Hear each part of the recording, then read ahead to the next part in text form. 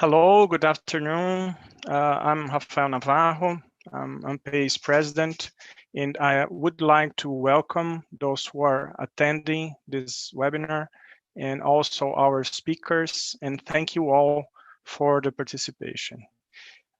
In our webinar today, we'll discuss how data, technology, and shared expertise are accelerating the progress in drug discovery and vaccine development for COVID-19. As you know, COVID-19 is continuously devastating people's life and around the globe. And in order to combat this pandemic and prevent future recurrences, scientists around the world have been working tirelessly in the process of developing effective therapeutics and preventive vaccines.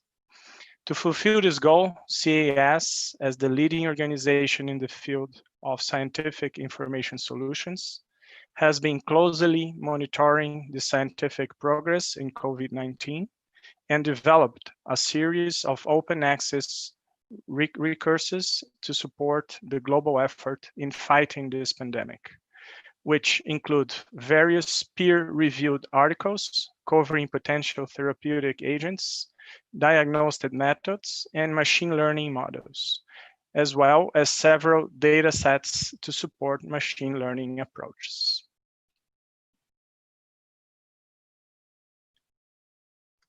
Thank you, Rafael. Let me see if we changed the image here. Yes. Very good. So good afternoon to everyone. I am Marcela Flores, Executive Director of ANPEI.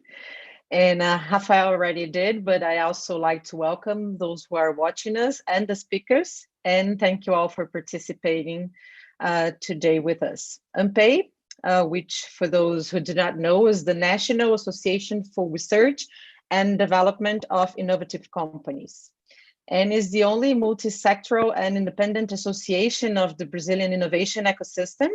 And our mission, between other things, is to enable collaboration and cooperation environments between that ecosystem and our associates. For this, we have some initiatives, such as this event that we're hosting today, our webinars.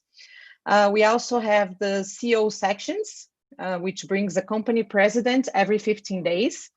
And we have 5 thematic committees: the Innovation Management Committee, the Innovation Funding Committee, the Intellectual Property Committee, the committee that deals with the relationship between science and technology institutions and the companies, and also the 5th one is the one that deals with the relationship between big industries and startups. In addition to the ANPEI conference, our master event, that takes place annually, and it is confirmed 100% virtual basis in November of this year. Everyone is invited. ANPEI also has an education sector with short courses in companies, and also our certification, the Innovation Architect.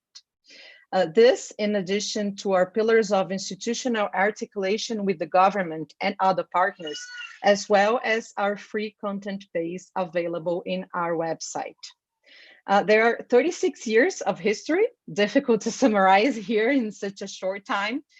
So I already leave the invitation to all of you to access our website and follow our social networks. And our staff, please, will make these links available here on the chat.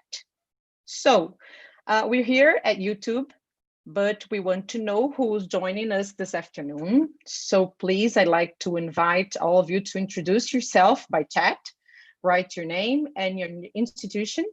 And also we will have a section of questions. Send your questions to our guests here by chat as well. So with no more delay, I'd like to invite Denise Ferreira, who is the country manager of CAS, and will be presenting our special guest this afternoon. Denise, can you hear me? Yes, I can hear you well, Marcela. Thank you very much. Thank you for the introduction. I think I will make this introduction in Portuguese, just to to bring a flavor of CAS Brazil. Então, eu peço, Alex, que você, por favor, apresente, divida a minha apresentação para a gente iniciar. Obrigada. Bem, boa tarde a todos. É um grande prazer poder falar aqui hoje num evento que é um dos primeiros eventos que o CAS, que é o Chemical Abstract Service, faz junto com a ANPEI, e eu agradeço pela presença de todos vocês nos diferentes canais e pelo YouTube. Então, como já foi hoje mencionado, o objetivo do nosso webinar é falar um pouco sobre quais que são as tecnologias e principalmente como os dados e experiência podem auxiliar no progresso do desenvolvimento de alguma cura ou de desenvolvimento de tratamentos e vacinas para o COVID-19. É sobre isso que a gente vai falar um pouquinho hoje durante essa tarde. Próximo slide, por favor. Antes de mais nada, eu gostaria só de apresentar o CAS. O CAS é uma divisão da Sociedade Americana de Química, que é especializado em informação científica. Muitos conhecem o CAS pelo número CAS, que é um identificador numérico utilizado para dar nomes às substâncias químicas e utilizado internacionalmente como um identificador. Mas, além de ser uma empresa que é responsável pelo número CAS, como vários conhecem, o CAS é uma empresa focada na informação científica e de trazer essa informação científica para toda a comunidade global, tanto no meio acadêmico quanto no meio privado comercial. A gente existe há mais de 110 anos, com sede em Ohio, na cidade de Columbus, e o nosso foco ao longo de todos esses 110 anos de existência é oferecer para a comunidade científica dados antecedentes com um conteúdo bastante amplo e variado, e quando a gente fala disso, de conteúdo amplo e variado, é um conteúdo tanto de patentes quanto de revistas científicas. Além disso, não só o conteúdo, que é importante para avanços científicos, mas também uma empresa focada em tecnologia, ou seja, em como compilar e disponibilizar essas informações tecnológicas de forma clara e sucinta para os nossos usuários globais.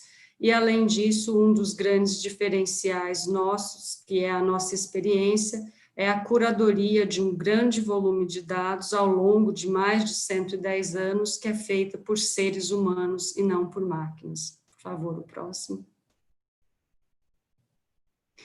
Alguns exemplos do que a gente faz incluem o grande time de cientistas que nós temos hoje disponíveis, não só dentro do nosso escritório em Columbus, Ohio, mas também em outras partes do mundo, que num total eles falam mais de 50 idiomas diferentes, fazendo com que toda a literatura científica publicada, seja em idiomas que não da língua inglesa, sejam lidos e indexados e disponibilizados para todos os cientistas ao redor do mundo. Aqui nesse slide a gente traz alguns exemplos de cobertura, como por exemplo, o número de revistas científicas e de papers científicos que a gente cobre, bem como as autoridades de patentes ao redor do mundo e as mais de 153 milhões de substâncias químicas inéditas e cada uma com seu número CAS respectivo, que são disponibilizadas nas nossas bases de dados, e todos os dados que estão associados a essas substâncias, como, por exemplo, formulações, sequências, doenças, ensaios clínicos, protocolos, reações e muito mais. Próximo, por favor. Aqui, a gente também, como uma organização que presta suporte à ciência, e que presta suporte aos pesquisadores globais, a gente gostaria de mencionar alguns grandes exemplos do que a gente faz. que, por exemplo, no ponto de vista de propriedade intelectual, devido ao grande conteúdo que temos de patentes e da cobertura dessas autoridades globais que eu mencionei no slide anterior, isso permite com que o portfólio de grandes empresas seja muito mais aumentado por ter acesso a esse tipo de informação e, dessa maneira, assegurar a propriedade intelectual. Além disso, como uma empresa também inovadora e tecnológica, a gente não podia deixar de lado assuntos como Big Data e aprendizado de máquina. E hoje, grande parte do nosso conteúdo pode ser capturado e apresentado por essas tecnologias já com inclusão de inteligência artificial, para que auxilie os PIDs globais a avançarem ainda mais as suas descobertas e inovações. Com todo esse volume de dados, sem dúvida nenhuma, o CAS é uma empresa que fornece uma visão 360 graus de tudo que está acontecendo, não só de um ponto de vista científico e tecnológico, mas também do ponto de vista de inovações e tendências de inovações no mercado. E, dessa maneira, uma empresa focada em ciência, em tecnologia e informação auxilia as empresas ao redor do mundo a avançarem os seus pipelines e avançarem as suas descobertas. Próximo slide, por favor. Eu gostaria de transitar agora para apresentar os nossos palestrantes que vão hoje, da parte do CAS, conduzir essa apresentação, que são meus colegas que estão localizados nos Estados Unidos, e a gente vai ter hoje falando um pouco mais sobre o tema que é o título dessa apresentação, desse webinar, as cientistas de informação do CAS, que é a Angela Zhou, e aqui a gente tem um pequeno currículo da Angela e sua experiência, né? Então, a gente pode observar que a Angela tem um doutorado em farmacologia molecular e toxicologia, com uma educação na escola dos Estados Unidos de medicina, no Johns Hopkins, e ela tem trabalhado bastante nessa área médica e há algum tempo já trabalhando no CAS, tendo toda a bagagem que ela traz da sua formação da Escola de Medicina com a informação como cientista de informação do CAS, o que permite com que as duas informações de diferentes ângulos sejam reunidas e apresentadas nessa série de relatórios que nós vamos ver hoje. E, além disso, a gente tem o Jill George, que é o VP de conteúdo do CAS, ou CSO, né, Chief Science Officer, e ele também tem um PhD em Química da Universidade de Montreal, uma experiência muito ampla na área de ciências de materiais, de diferentes universidades internacionais, e, mais recentemente, ele é responsável pela aquisição de todos os conteúdos científicos, que é hoje o grande motor, que tem sido o grande motor do CAS, para disponibilizar de diferentes formas e através de diferentes produtos todo esse conteúdo para a comunidade científica global. Então, saying that, I transition to Angela to start the presentation. Thank you very much.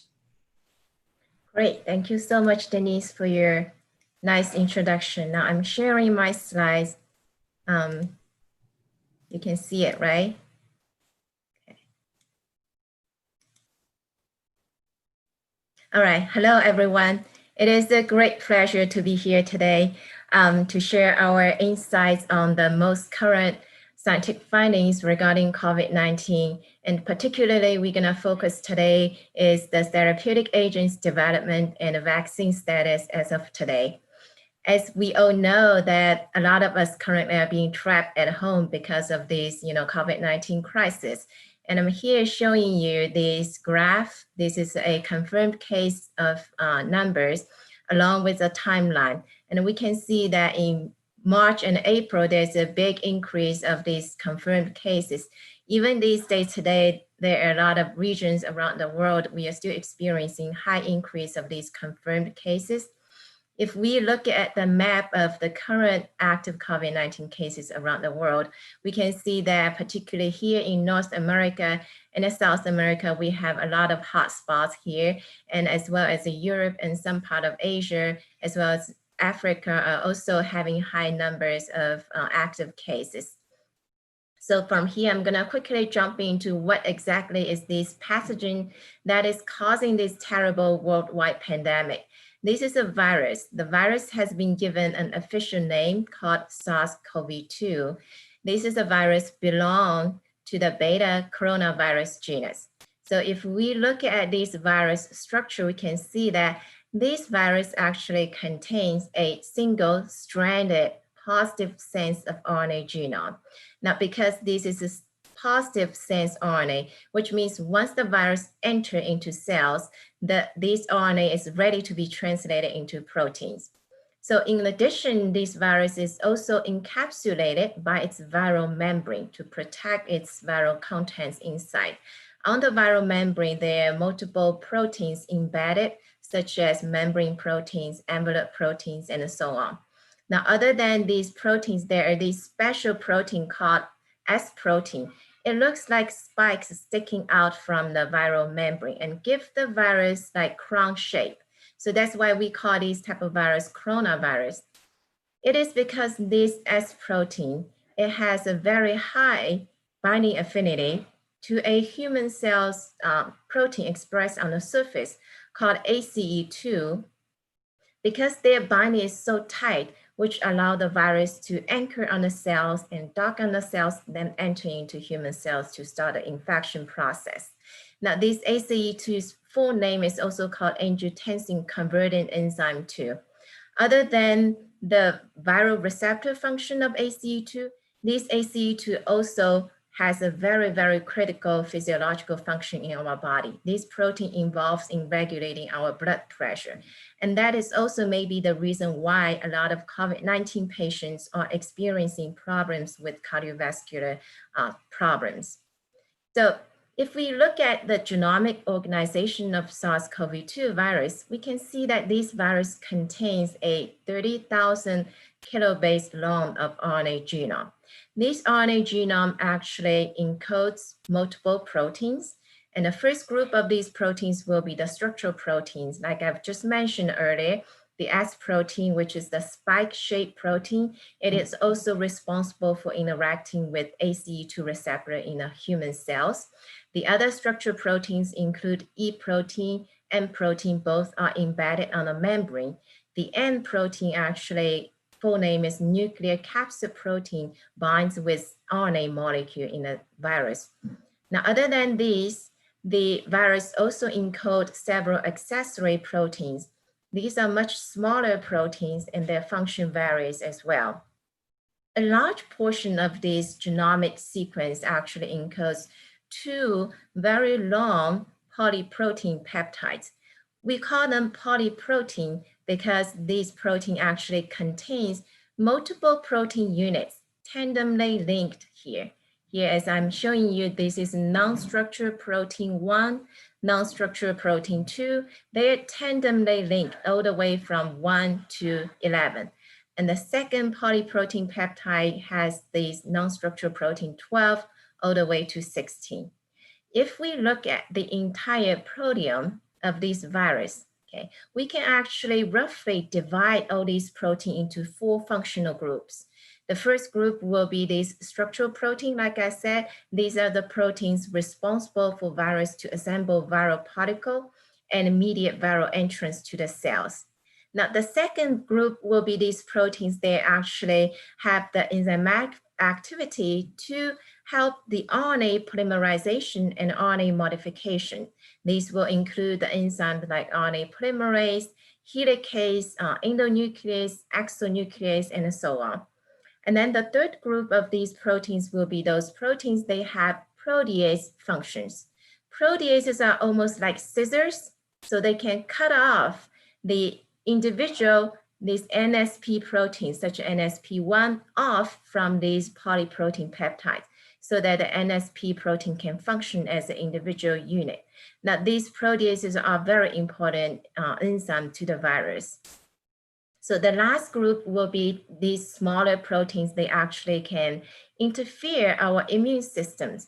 Particularly, they can antagonize our interfering pathways.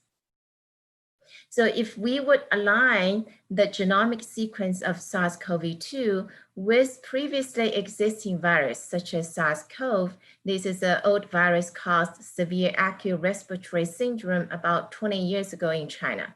If we align their genomic sequence, we can see that their genomic structure actually is very similar. Both contains these two large open reading frames for the polyprotein peptides. Both have these 4 structural proteins, S, M, E, and N, and both have these accessory proteins as well. So even if we compare their individual protein sequences, their amino acid sequences are highly similar to each other. They average above 90%. Now, the one in the middle is the bat-derived coronavirus, which so far is the closest virus people have discovered to the novel SARS-CoV-2 virus. Now, since this coronavirus is a novel virus, so we really have very limited information about this virus, especially at the beginning of the pandemic.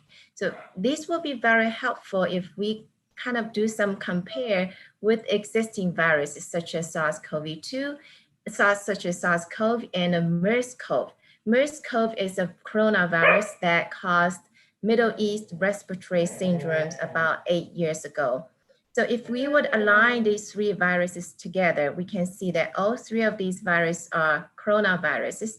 They cause respiratory problems in patients. And interesting to know that both SARS-CoV-2 and the SARS-CoV have this human receptor as, their docking site, which is ACE2. And then the S protein on these viruses, both on the SARS-CoV-2 and the SARS-CoV, actually serve as the binding site to the ACE2. And we also realize that because these are all coronaviruses, they all have this viral protease 3CL-Pro and a PL-Pro, which is very important for the virus to cleave the individual protein unit off from the polyprotein peptide. Now, again, because these are RNA viruses, so they all require this RNA polymerase called RNA-dependent RNA polymerase. This is required for the virus to replicate its RNA genomic sequences. And lastly here, scientists have found that a human protease called TMPRSS2 actually was secreted from human cells to help these viruses S protein to prime on the human cells receptor so the virus can enter into human cells. Now here I'm just showing you a very short list of the key proteins and their important functions during SARS-CoV-2 infection.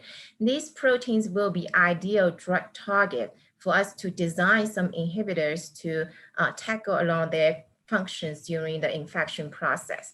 So the top group will be these 2 proteases, such as 3CL-Pro and PL-Pro. And the second will be this RNA-dependent RNA polymerase, RDRP. Another interesting target we will consider is the interaction between S protein and ACE2 that we have discussed earlier, that this is a docking site for the virus to get into the cells.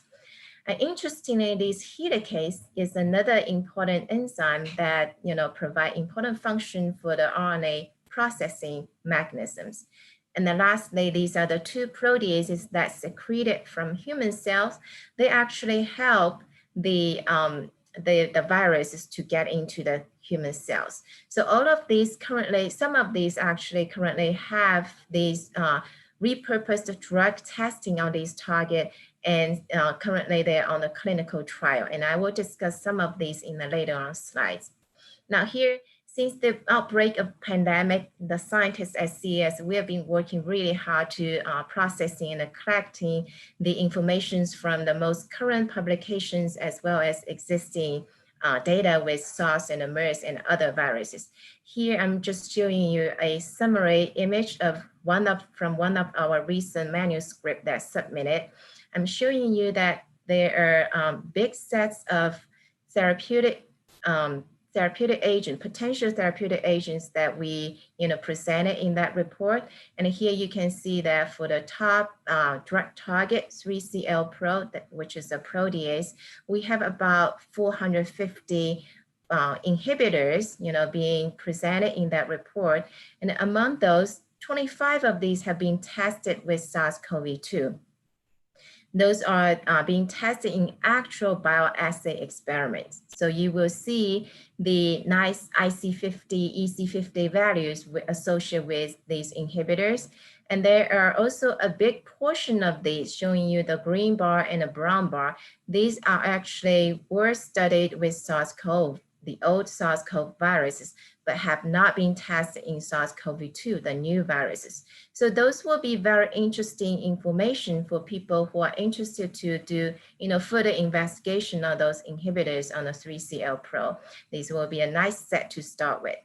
Additionally, I also want to point out that we also identified more than 10,000 of nucleotide analog, which have potential to inhibit these RDRP, the RNA polymerase.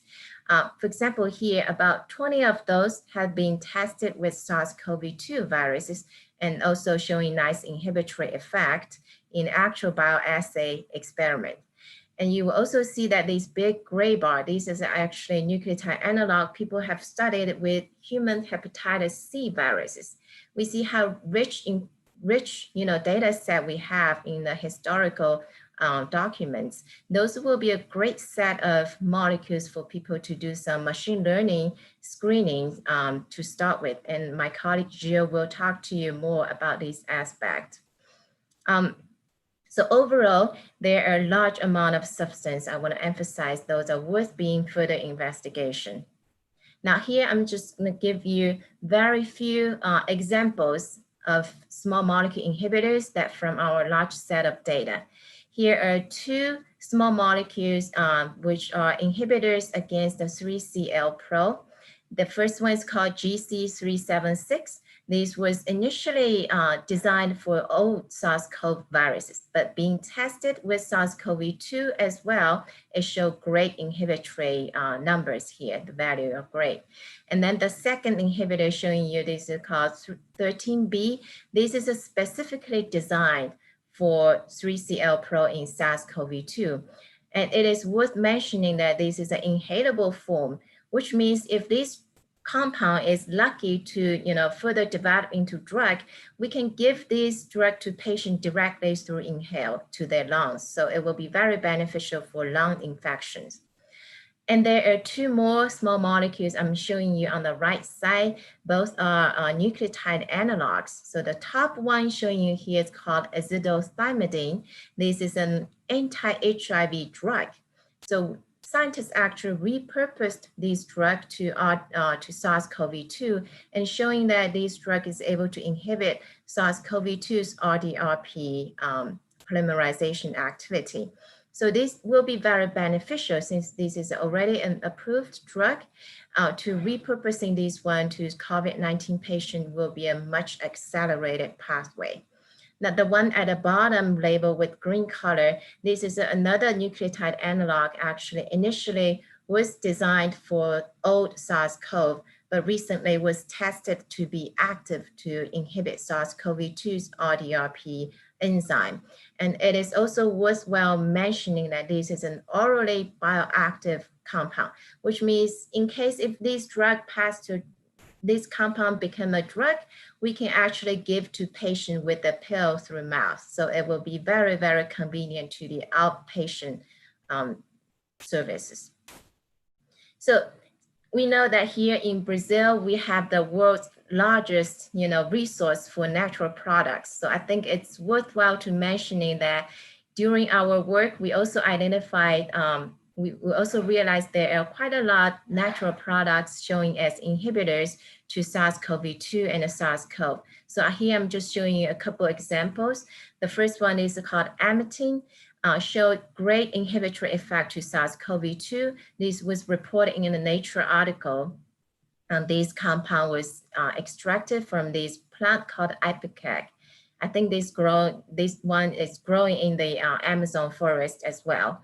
The second natural product I want to introduce here is this is called bacalin. Bacalin has been showing as a great inhibitor towards 3CL Pro in SARS-CoV-2. This was reported in multiple articles.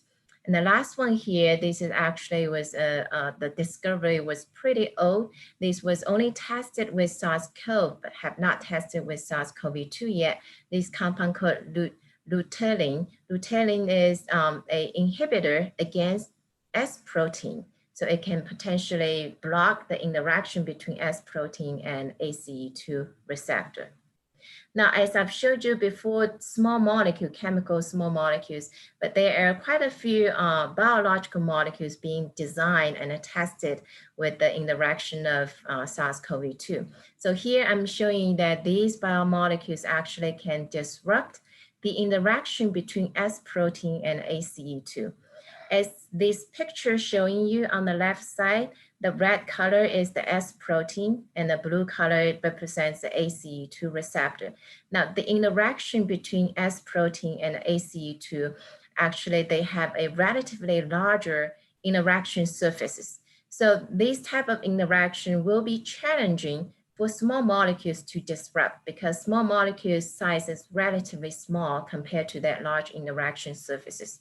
Therefore, a lot of inhibitors against this aspect is biological molecules, such as small peptides that people design, which usually contains about 20 to 30 amino acids, such as neutralizing antibodies that we can raise or we can extract from COVID-19, recovered COVID-19 patients. And the last group will be the recombinant proteins. And here I'm gonna specifically talk about this recombinant protein called human recombinant soluble ACE2 protein. So this is a drug candidate actually currently in clinical trial for COVID-19 patients. So let's see how this recombinant protein works against this SARS-CoV-2 virus. Let's say if we have a cell, if this is a cell with the ACE2 receptor on the surface, when we have a virus coming here, the virus will presumably bind to the ACE2 receptor through its S protein interaction, and then virus will enter into the cells. Now, in the case, if we give these cells or we give an individual this soluble, recombinant ACE2, soluble means these proteins are not binded to the cell surface anymore. They're just free swimming, hanging around on the extracellular spaces. So they will be here. In that case, if we have a virus coming, the virus will bind, presumably will have higher chance bind with these soluble ACE2 proteins instead of binding to a real ACE2 receptor on the cell surface. So that way we can block the virus enter into the human cells. Now this is currently in clinical trial and it's promising because this human recombinant soluble ACE2 protein actually was a drug candidate for another type of disease. All right, so last here, I'm gonna give you a quick update of the landscape of current COVID-19 candidate vaccines. So currently, there are about 160 vaccine candidates ongoing worldwide. And we can see that more than 140 of these are still in preclinical phase. And there are about more than 20 in the clinical phase. And it's glad to see that all these vaccines actually, they use a variety of vaccine strategies. Some of these use RNA vaccine strategies. Some of those have protein subunit, replicating viral vectors or non-replicating viral vectors. So all these variety of strategies actually will further guarantee us to have a working vaccine in the future. Now here I'm just listing 4 of these vaccine candidates, they are furthest along the development pathway. So particularly these non-replicating viral vectors developed by University of Oxford and AstraZeneca, they are furthest along the development pathway, which is in the phase 3 clinical trial. And this worthwhile mentioning this RNA vaccine. This is a encapsulated by lipid nanoparticles with the mRNA encodes the S protein. So this is a vaccine developed by Moderna, and they're in a phase 3 clinical trial as well. I think both of these vaccines have just recently published very good results showing that more than 90% of patients have positive response, showing neutralizing antibodies and showing immune cell responses. And lastly, I just want to emphasize again that scientists at CES have been working really hard to processing our information and releasing this information in time to the public. We align with multiple research organizations around the world in helping fighting this COVID-19 situation. So this is the first paper that we published regarding with COVID-19, and this was published early in March. And you can also see that our scientists are able to respond quickly to particular scientific topics. This is a second paper we published regarding assay techniques and test development for COVID-19. So both are published in ACS Centralized Science. And we also have a couple manuscripts on the way, like I mentioned before, contain large sets of drug candidates. And also at CAS, we have our open access of COVID-19 resources. For example, here, this is called Bioindicator Explorer. So basically you can freely navigate from a target to its corresponding drug or drug candidate to the associated antiviral activities. And here we have a long list of target proteins here, and together with their number of documents. So you will essentially see hundreds of documents associated with each of these targets. And lastly here, just showing you an example of how this Bioindicator Explorer looks like on our CES web page. And from here, I'm gonna mute myself and give my microphone to my colleague, Gilles. And I'm here, Angela. Okay, great. Good afternoon. Hi, everybody. Thank you for giving me the opportunity. Very happy to be here, and I'm just going to continue a bit of the flow that Angela shared with you on the COVID-19 and the approach that CS is taking to contribute as much as possible to this. So as Angela mentioned, you know, the SARS-CoV-2 is a novel virus, but because of its genomic sequence similarity with the COVID, the scientific community is leveraging this to quickly focus research on specific targets and potentially on candidate substances. And so we see on the slide here that there's no approved vaccine or treatment, but in fact, there's 2 drugs that have been conditionally approved. The first one is remdesivir. You may know it's an intravenous drug developed for treating hepatitis C, and it's been approved for the US, India, and I believe also Singapore, and in Europe as well, in Japan, for people with severe symptoms. And there's also another drug, favipiravir, that's under a different name, avifavir, approved in Russia for people with severe condition as well. So there's a little bit of progress here for extreme conditions here. Next slide, please.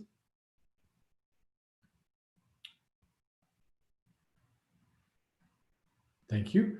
So this is really the amount of information available for the scientific world and anybody that can contribute to find a treatment for COVID-19. And as you can see at the beginning of when the COVID-19 started to be really a pandemic, research and associated publications were pretty slow because there was not a lot of information available for scientists to use. And then as the information became available, research is feeding research and authors are feeding each other with information. And you can see there's been a sharp increase in the volume of information available.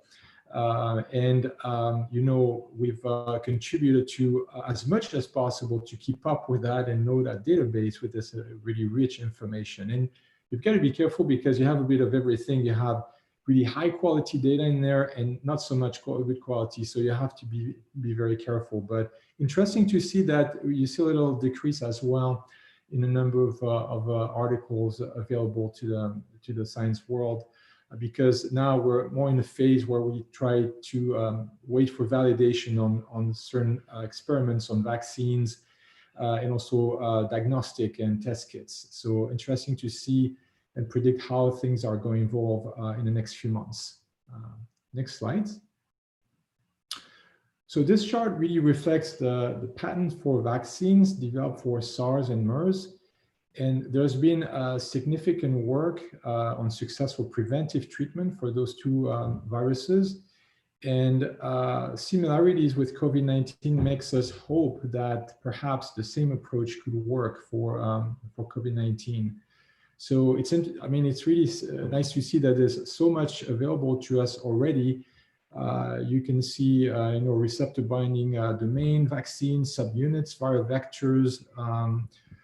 You also have virus-like particle vaccines, DNA, and big trend on mRNA vaccines as well, because they seem to be more safe for the humans. So a lot of research, and this is really encouraging to see this. And I checked on the World Health Organization website that is tracking the number of vaccines. And I think last I checked, there was 25 vaccines that were in clinical trial. And I think Angela alluded to this a little bit in one of her slides. So about 25 vaccines in clinical trial phase 1 to 3, but the majority is in preclinical phase. And you know that most of those, well, a lot of those preclinical phase, drugs are not going to make it to a commercial product. So that's also interesting to see what's going to happen. But the amount of energy and research on vaccine has been just unprecedented because of the pandemic. Okay, next slide, please.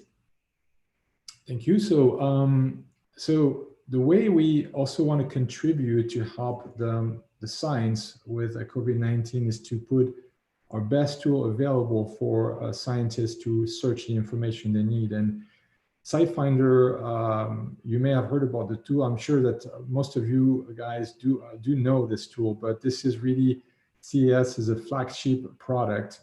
You can search by substances, reactions, references, or documents, suppliers, and we have loaded more than 50,000 documents that are connected or related to COVID-19 or coronavirus in general.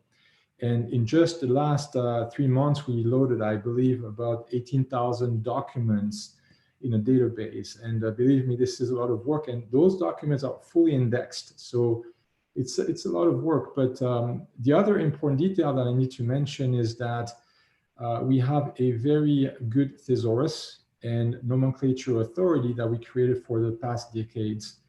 And chemical substances are assigned a single name, so that we call control vocabulary, and all the published synonyms are available as well. So for example, if a customer looks for a particular term on the search box of SciFinder, they're going to have a number of potential synonyms they can use, and therefore they can have maximum return of information on the topic they're interested in. And this is pretty unique because maintaining and creating this thesaurus and this control vocabulary is something we've been doing for a long time. So this is something that I think is very valuable for us and also for our customers, of course.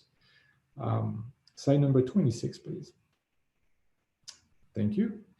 So the other view here is another search capability with SciFinder. You have access to structures, and you can manage your search 1,000 different ways from that point. You can search through reactions, you can have access to precursors, drill down into properties, etc. I mean, the possibilities are limitless. Next slide. Okay, accelerating drug repurposing, this is really important, especially now because, as you know, creating a drug is a long and expensive process. It can take a decade sometimes to commercialize a new drug. And in a pandemic situation like the one we are in right now, we need to probably rethink our drug discovery, our testing, approval, and manufacturing strategy. And companies and governments will have to act faster. and of course, without compromising the health of the population. But the challenge is very significant. How can we accelerate this for the best results as fast as possible? And any acceleration factor that we can safely leverage should be considered in the COVID-19. So one of the avenues we have for COVID-19 allows us to do a substance search by virtue of the similarity with other, coronavirus. And in our case, it's really SARS and MERS that will allow us to test drugs that have antiviral effect on related pathogens and their associated targets. And in the next slide, you'll see a number of different potential drugs that are being considered for repurposing. And I think that slide is going to come. Thank you. And those drugs, are being tested because of the structure similarities, fragment functionality, and also because they act on similar targets that other viruses. And we believe that there's synergies and overlap that is really worthwhile for us to test. So I think this is really encouraging to see all the work that's being done here. Next slide. So predictive models, I know this is something that's very relevant and very predominant right now in the marketplace, because anything we can do to accelerate research is important. So AI predictive models are another possibility for us to create a larger list of substances that have potentially antiviral activity. And for this model to work for COVID-19, we needed, for us, because we did some of that work, we needed to identify infectious mechanisms that would operate in a similar way. And in our case, as Angela explained very well, SARS-CoV and SARS-CoV-2 and SARS-CoV have a potential similar target we can work with. And she alluded to host cells, receptors. We look at viral surface proteins, viral protease, that could be potentially inhibited in a similar fashion of viral polymerase. So, we have something we can work with. And the next step for us is really to select an approach, and approach means select a target or 2 or 3, depending on the databases we have available for us, the SR database, gather the substance activity relationship data for those selected targets and build a model, and then apply this model on other data sets that will open up more possibilities in terms of drug available with antiviral properties. And the FDA drug catalog is what we use as well to run the model on. Slide number 30, please. Thank you. So this is exactly what we did here, and we have a couple of inhibitors here that I think Angela already presented, but we used the SAR data on 2 high-profile selected targets that Angela presented already, 3CL Pro and RDRP. And why those 2 is because those are very key enzymes. A lot of research has been done on the 3CL protease, and the key performance,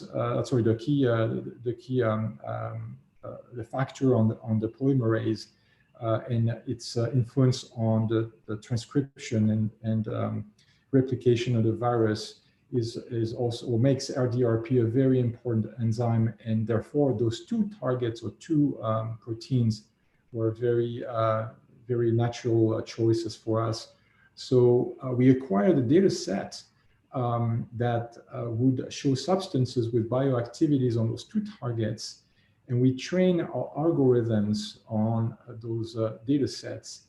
And we, as a result, created a substance pattern or profile on those 2 targets. And then what we did was to run this model on external data sets. We use our very big CS registry for substances with antiviral properties. And also we used, as I said, the FDA catalog. And that's almost 1,100 substances we had the opportunity to work with. So very interesting. And that work is being published right now. Well, actually, we have submitted the work, and it's being reviewed by peer reviewers for publication. Next slide, please. So here, we created an important data set, another data set, and I believe that was created by a list of about 140 molecules with proven antiviral bioactivity that Angela worked on, I think. And through structure similarity search, we create a larger amount of structures based on our CS registry. So it was based on the larger number of potential targets, but we create this immense data set. And it's been used and downloaded a number of times by customers for the research. Second slide, thank you. So if you combine this with all the data sets we have that are either private on our own or some that we acquired from the outside, plus this 50,000 compounds, I think we really have an incredible arsenal of substances with bioactivity, pathogens, align on highly relevant targets. And all that is sourced from a very comprehensive collection of journals, patents, and database publicly available.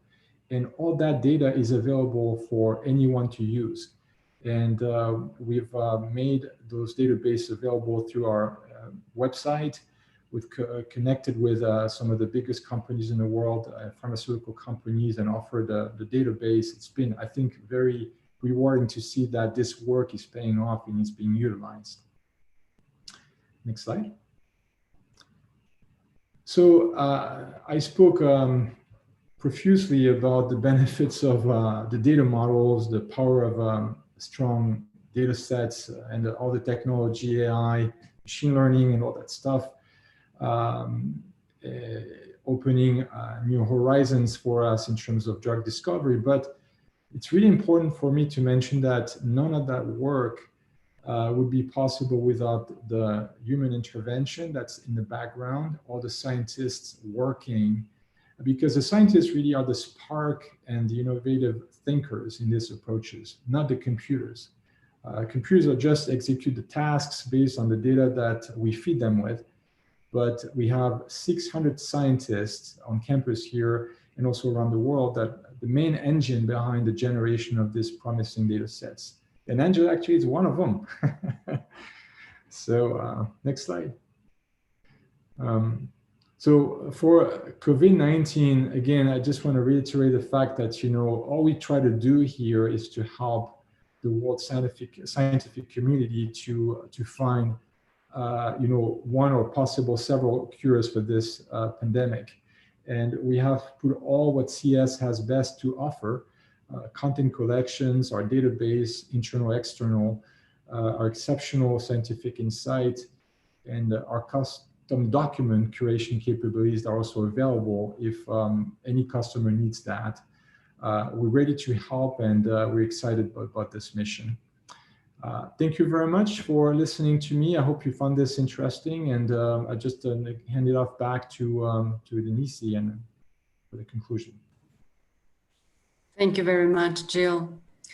Ok, eu gostaria de passar agora para a nossa próxima apresentação.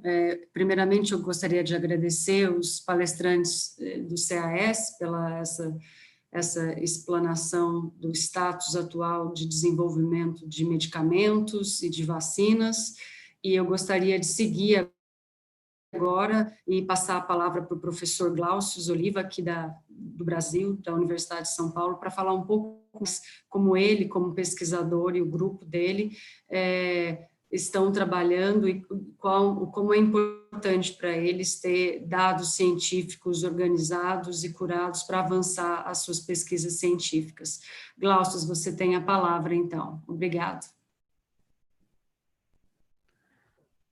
Muito obrigado, Denise. Thank you, Denise. And in respect to our foreign guests, I will speak in English, I think. And let me load in my presentation here to begin with.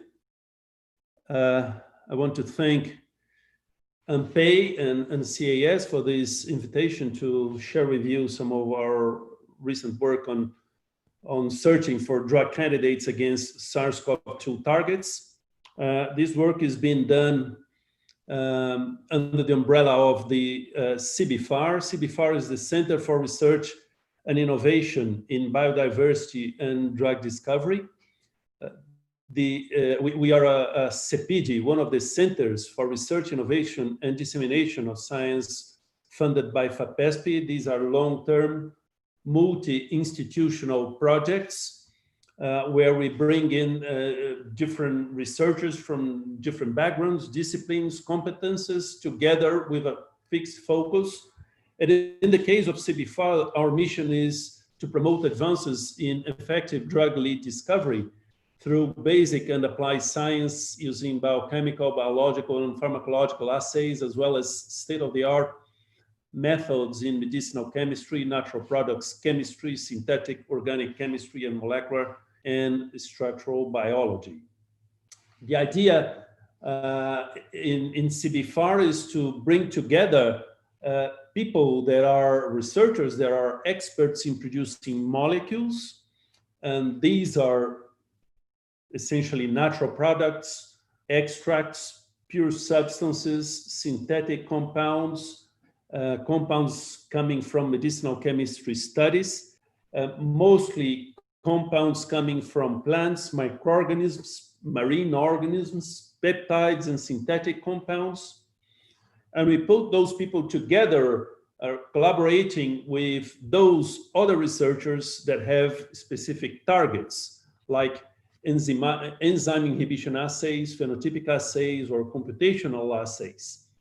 And in the targets area, we have been for several years working on tropical neglected diseases as Chagas disease, malaria, leishmaniasis, more recently in arboviroses circulating in Brazil, like Zika virus, yellow fever, chikungunya. The very serious problem of multi-drug resistance spreading very quickly around different hospitals and places. We also have projects in cancer, and from earlier this year, we then moved all of our efforts into COVID-19, and that's why this name is in big letters here, because everybody now try to stop for a while our original projects and converge our efforts into the COVID-19 research.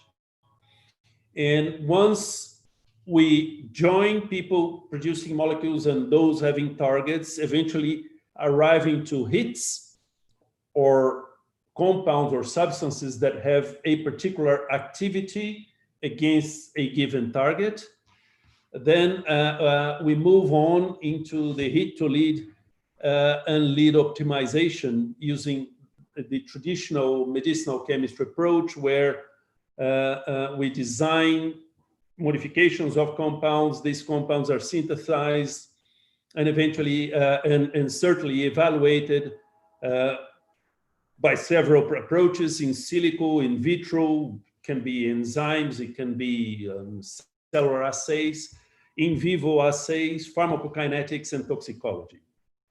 We have to remember that optimizing compounds to become effective drug candidates implies not only to maximize the potency of compounds, but also the other pharmacological and toxicological approaches. So this is a multi-parametric optimization that has to be conducted.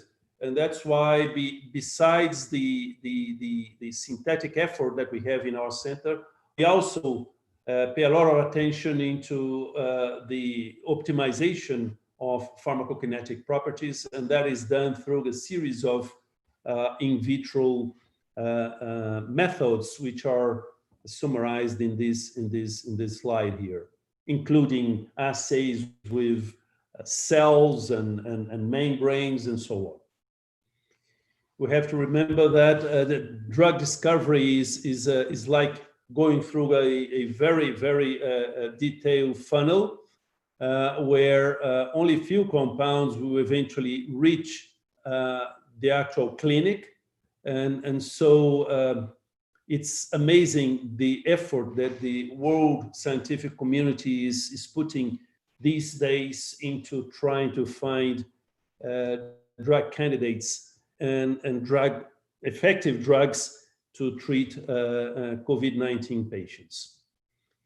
I will build on Angela's very nice presentation, where she detailed the structure of the virus, the genome structure of the virus, SARS-CoV-2 virus. It's, as she said, a positive RNA virus. This is certainly the largest RNA virus that we know so far. It's 30,000 base pairs. Normally, other arboviruses, for example, flaviviruses, dengue, Zika, yellow fever, even some hepacivirus like hepatitis C viruses. These are small genomes, 1/3 more or less of the size of the genome of a coronavirus, a beta coronavirus as SARS-CoV-2. So SARS-CoV-2 can encode for many more proteins than other small RNA viruses. And several of them are associated with the replication of the viral genome, and many of them are associated with the processing of this polyprotein to allow the virus to mature inside the invaded cells and eventually produce novel virions that can go around and infect other cells. So our approach was to clone, overexpress, and purify some of the target enzymes. We focused in the proteases and in the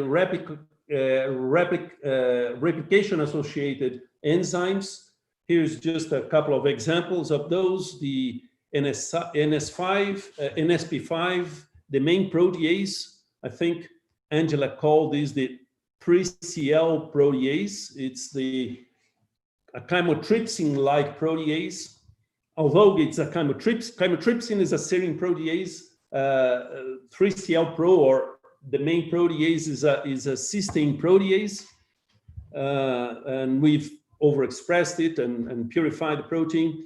The COVID-19 genome encodes also for proteins that take care of the correct translation or copying of the viral genome, which is uncommon for viruses. So it does encode for an exonuclease and an endonuclease. And we also are looking into those enzymes to see if we can use this information to select compounds, active compounds. Once you have proteins, you can develop the activity assays. This is just an example of the main protease assay, where we can now test hundreds, sometimes thousands of compounds. But once we have compounds, we also want to test them with the real virus. So in our project, we have a partner that has implemented a very neat high content screening assay, where we can expose cells, either viral cells or human cells, human-derived cells, to the virus and observe the action or the invasion and infection of these cells by the virus. And this is done in a 384 plate platform, which allows us to really screen large numbers of compounds and not only check if these compounds do prevent the virus to invade, but also in the same experiment, we can evaluate the toxicity of these compounds against the cells themselves, healthy cells there are in these wells. So I would just, in this presentation, focus a little bit on how we've been selecting candidate inhibitors for the main protease, and we've adopted, as many others did, a virtual screening approach. So this is a representation of the protein structure here, the protease structure, with the active site on the right in the B figure here, where in kind of pink you have the cysteine, the active cysteine residue, and a important residue for the catalysis, which is this histidine marked here in green. And of course, you can see that there is a nice pocket that can be explored by vitro screening to try and identify compounds that could bind there. For example, one of our first experiments was to try to look into drug repurposing. So doing vitro screening of FDA-approved drugs against the main protease. And I just have a few representations here of some of the top hits that we had in this approach. Then, of course, this vitro screening serves as a prioritization strategy for using compounds then into the cellular and other more sophisticated assays against the virus. We also have at CBFAR a large effort to create a database of natural products from the Brazilian biodiversity. And this has started some years ago, looking into all document references from the Lattice database from CNPq, the National Research Council here in Brazil. And with those, we've managed to inspect all these documents to create an initial database of about 3,000 to 4,000 compounds. And more recently, an agreement has been signed by our colleagues from the chemistry department at the University of the State of São Paulo, UNESP, in Araraquara. They are coordinating this NUBI database. And together with CAS now, we've assigned contract that will allow these to be expanded to about 52,000 compounds from the Brazilian biodiversity, which are currently present in the CAS databases, right? So, but using the current, this is an ongoing project, the migration or the inclusion of all the CAS compounds into the NUBI database. But we already started doing that with the current NUBI database configuration and identified compounds that are now candidates, and many of them are compounds that have been produced, prepared, and purified at one of our partner labs in Araraquara. And these compounds now can be moved into testing. It's important to say that in the virtual screening effort, not only we do the docking experiments, but we also do molecular dynamic simulations of the top poses to make sure that these compounds do stay into the sites, into these pockets that were used for the docking effort. And only those that do really stay in the pocket when we do the simulations in a water bath and everything included, that we then move forward with these experiments there. We also benefited from this open access database that CAS has provided to the international community, the CAS COVID-19 antiviral candidate compounds dataset. This is a dataset of around 50,000 compounds. Then to actually move into our framework of programs that we use to do the virtual screening, we had first to convert the file format from this data bank into the three-dimensional format that we normally use in our programs, and we've done that. Then we adopted two independent strategies. One was to use AutoDoc, and the other one was to use Surflex two independent approaches for doing the virtual screening. And then, of course, there is a lot of work here, computational work. This is just a list of the top 20 hits. When you are searching through 50,000 compounds, you have a distribution of the pose energies. And we'd normally draw a plot like that to select only those ones that are the top quality, very small energy binding predicted by the docking algorithms. We also have the results from Surflex. And of course, when we join those two together, we can then only select the consensus compounds. And here I will show you the top 5 compounds that we found in this strategy. This is again the very nice deep cleft, active site cleft, which is the target for the virtual screening, and marked in sort of brown here is where the active cysteine residue is. And now I can show you some of the top results. Then, as I said, that came from the big 50,000 data set, which was provided by CAS. And we can see that we are exploring nicely some of the cavities in this very large cleft.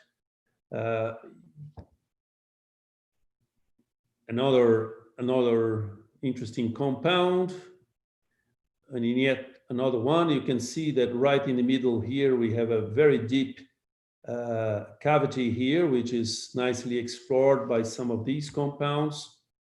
It's very good one as well, and so is this one. So this was just a teasing presentation where we've been showing some of our computational results, but we are now testing or trying to get these compounds, either buying those that are available for sale, or we are synthesizing some of these compounds as well. Let me just quickly go through the other approach that we are adopting. We are a structural biology group here in São Carlos, so we've crystallized the NSP15 protein, the endonuclease. And for that one, we are adopting a different approach, which is the crystallographic fragment screening. So we expose hundreds of compounds to, let me just stop here. Hundreds of compounds to the crystals, and then we collect data sets for all of those crystals. This is automatically done in a very nice facility at the Diamond Synchrotron Light Source in the UK. It's the XChem facility there. And we also tested several nucleic acids to identify their binding places in the protein. And now we have around 70 different complexes, and also complexes with nucleic acids. And these now are fragments that are being evolved into larger molecules. And finally, just to mention that we've also been applying machine learning in the discovery of antiviral compounds, creating models to prioritize compounds. In this case, it's a model which was built in collaboration by one of our students that went to the Collaborations Pharmaceuticals Inc. in the US in months of April and May. And Victor then developed this nice model, which is publicly available for anyone wanting to test your own ideas into these models. These are constantly evolving models. The presentation of the strategy here was presented in this preprint publication, which is deposited in the bioarchive. And with that, I would like to finish, thanking you for your attention. Thank you, Glaucius. That was a very good explanation on how data can be used to develop the drugs. And I think it's a very good ending on what CAS has been doing to support science and scientists, and to see your contribution from a Brazilian side and your group's contribution on the development of new drugs. Very nice done, congratulations. So I would like to move now for our Q&A section. I know we have a few questions in the chat. Rafael, I would like you as a moderator now, if you have any questions in there that we can ask to our guest speakers, we should start it now. Thank you. Okay. Thank you very much, Denise. First of all, thank you very much, Angela. Thank you for Gilles and Glaucius for your presentations. I'd like to start here with a question that is in fact a relevant point of what you have presented, and maybe Gilles can answer these questions. In fact, Gilles, could you answer us, what is the unique aspect of your machine learning model compared to other machine learning model existing in the market? What is special in your case? Why do you believe that you have a special machine learning?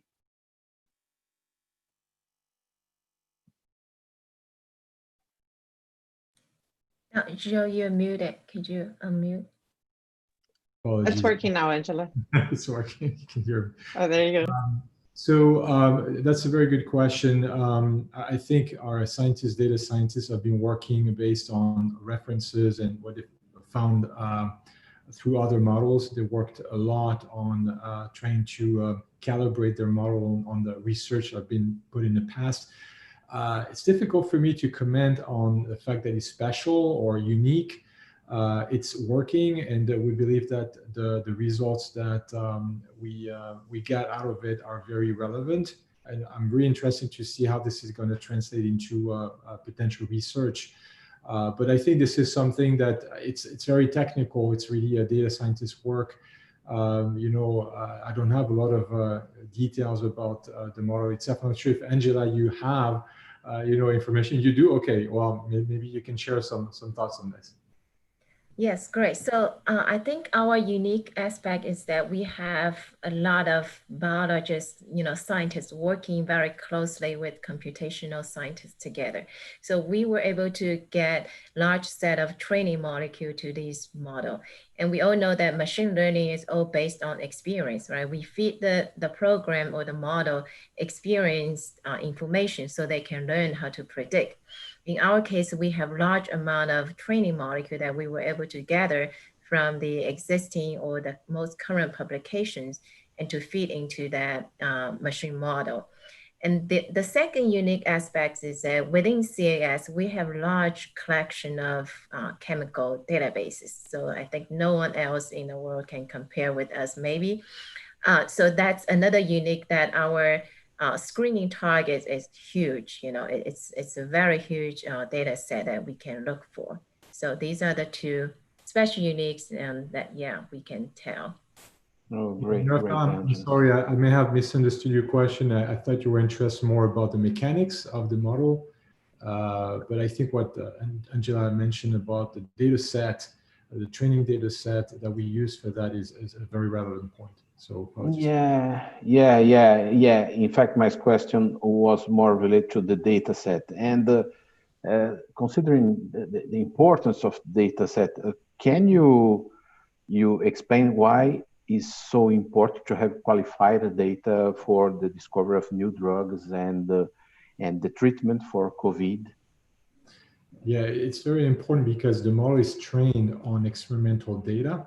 So it's very important to have as much as possible, because the model learns out of this experimental data how the bioactivity and the molecules, or the structure of those molecules, are associated.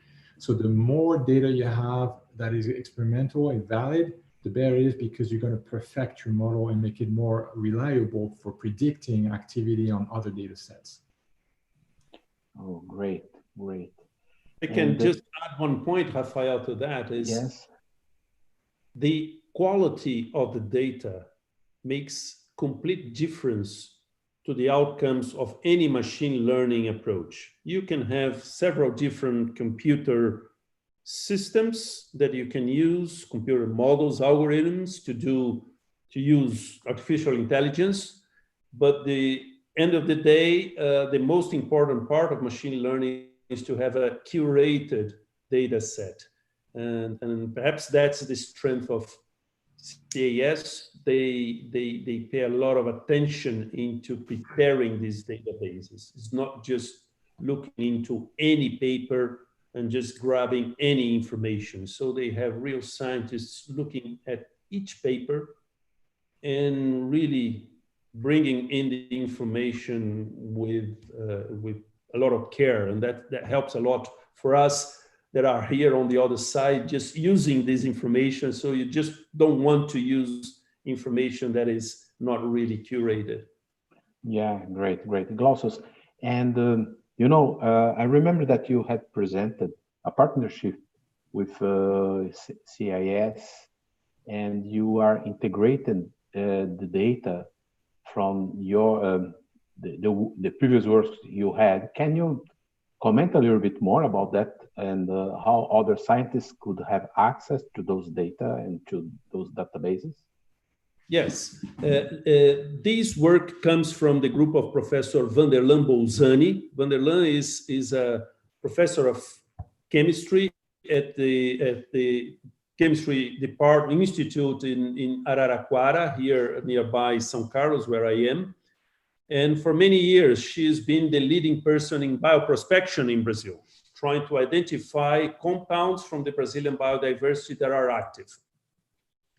In her own lab, she has produced perhaps 1,000 different molecules coming from different plants and eventually microorganisms like fungi.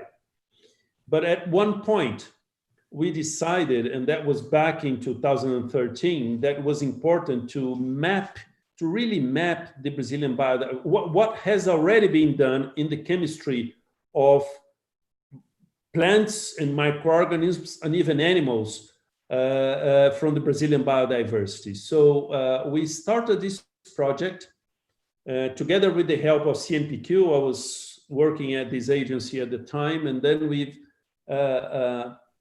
searched the lattice, the Brazilians, perhaps for our colleagues from the US, we have in Brazil a national system where we register all the scientific production for every single scientist or student in Brazil.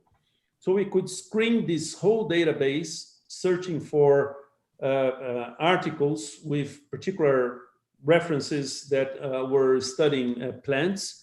And with those, we started a very, very manual work of going paper after paper to include this information into the Nube database. And with that, we went up to about 3,000 different compounds coming from plants in different biomes in Brazil. But it was then that we had this contact with, well, Van der Laan had this contact with CAS. Denise was instrumental in helping this partnership to happen. And by the end of last year, a contract was signed between CAS and UNESP, and they will, for free, so no charge on that, they will provide they searched the whole collection of 153 million compounds that they have, and identified compounds that have in their references plants or microorganisms with an origin in Brazil. And those around 50,000 now structures will be translated into the Nube database. And Nube is public, is already public. So if you want to access, it's just try in Google with NUBBE/DB, so Nube DB, and you get access to this database. It's not just the structure of the molecules, but all data associated with that molecule. biological data, physical chemical data, everything is there for each one of those compounds. Okay, great. Thank you very much, Glaucius. And I'd like to ask you one question to Angela. Angela, in your presentation, you mentioned that CAS scientists just submit a manuscript with a large set of base information substances in a journal. Can you explore a little bit more this? Can you talk a little bit more about that? Sure, yeah, I'll be happy to share more insights of this most recently submitted manuscript. So in that manuscript, actually, we started with a very complete, thorough set of protein targets that have been involved in the SARS-CoV-2 infection and being published in prestigious journals. So we have a long list of target proteins, and I presented only with a kind of very short list in the presentation because the time allowance. And then other than that, we have very big set of molecule substance inhibitors or, biological candidates that are categorized to each of these target proteins. I showed you with the summary figures, there are a couple hundreds of small molecule inhibitors towards each of the proteases, and there are more than 10,000 of nucleotide analog. Potentially, people can investigate further for the RDRP, because indeed the RDRP research is quite limited with SARS-CoV and MERS-CoV, but there are quite a lot with other types of RNA viruses. So those are very, very useful information that people can dig into actually. So all these small molecule information or biologics information are included in our report with long supplemental information. So those will be very, very valuable to research organizations if they want to do further research work on that. Yeah, it's been recently submitted and we got very good reviewers' comments. So I'm expecting that will come out very soon. Oh, great. I don't know, maybe if I can ask one more question. There's one question here from Manuela Bastos. She works in immunology and inflammation at UFRG in Brazil. The question is specific and maybe there will be no answer right now, but I'll ask the question she posed, and I'd like to have your opinion on how should she looks for answers working with CAS. So the question is, are there enough studies that can use extracellular vesicles with possible targets to mitigate and inhibit the coupling of SARS-CoV-2 in the cells? For example, Manuela asked for this question, and how should she proceed to find answers to those type of questions using your databases and so on? Take this, Angela. Yeah, great. Okay. So is she looking at a particular target, or she's just talking about target in general? Or is she mentioning extracellular or in the cell, any specifics?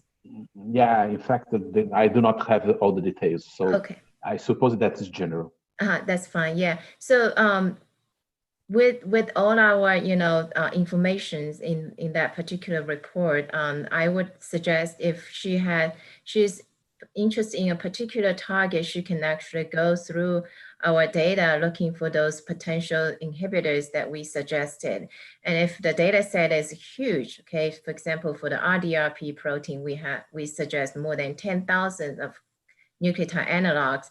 So maybe it's better to starting with machine learning approach to kind of profile these nucleotide analogs, see what are the highest possibilities associated with them, just like Glaucius presenting, with the curve and showing the highest probability with those molecules. Now, if other targets, they're associated with small amount of inhibitors, maybe 50 inhibitors, okay, some of these have just been tested with SARS-CoV, but not SARS-CoV-2. For example, I presented there are about 20 biologics, actually, they were discovered with SARS-CoV, but not tested with SARS-CoV-2. So these will be very good candidate for her to move those types of biologics applied to the SARS-CoV-2 proteins, or if she does full viral infection study, that will be very, very with high potentials, I'm suspecting. Yes. Oh, great. I have one more question here coming from Paulo, from the Faculty of Noroeste of Mato Grosso here in Brazil. The question is, how can we researchers that work with private institutions with a very lean budget for research contribute to the COVID-19 research? And I suppose in the question here is interested in to share the data he has to CAS, for example. Yes, this is a great question. So I think Laurentius alluded to that too. I mean, we have on our website a lot of resources, data sets that are available for those institutions. Those are open source, available for researchers to work on. We're not against collaborating with anyone and join forces to find new avenues for the research as well on substances that may have activity. So I would invite the person to really visit our website and maybe contact us and have a discussion about how we can collaborate. Why not? If they have a data set, we would like to have a look at it for sure. If I can just add to that, Rafael. Okay, great. We are now talking about a chemical space which has been covered by more than 100 years of work of chemists worldwide. And that chemical space covers nowadays 153 million compounds that have ever been either identified in nature or synthesized by someone and characterized.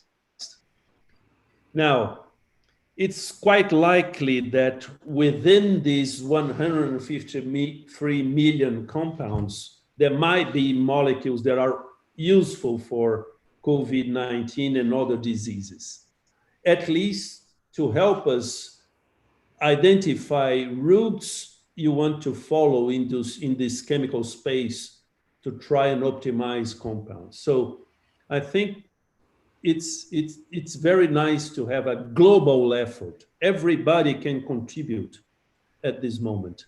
If you have your own computer or if you have facilities, you can try to start screening those things.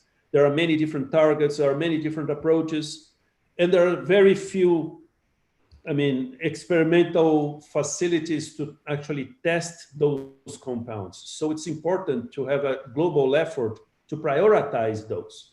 So I would suggest to these question here that came in, not give up. It doesn't matter if you don't have a lot of resources, but you certainly do have computer resources worldwide. Just use your creativity to try and help going into this pile of haze, trying to find this needle in the middle of 153 million compounds. Okay, thank you very much. So, unfortunately, the time is finished. We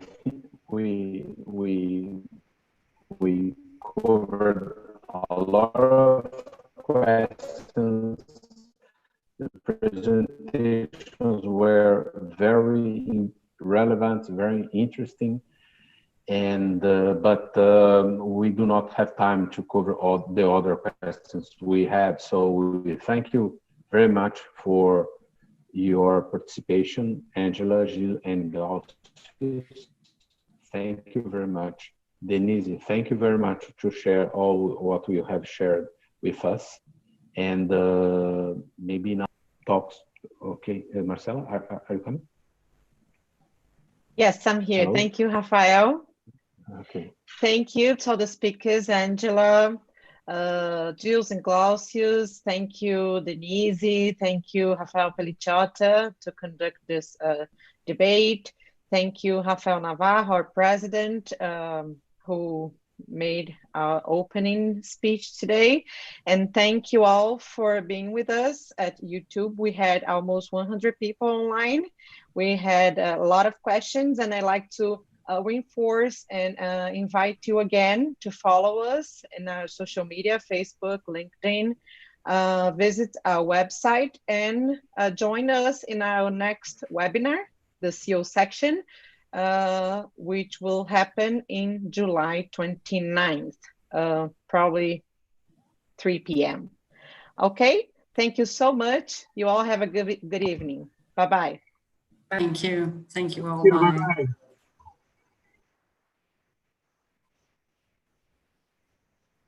Thank you. Bye-bye. Bye-bye.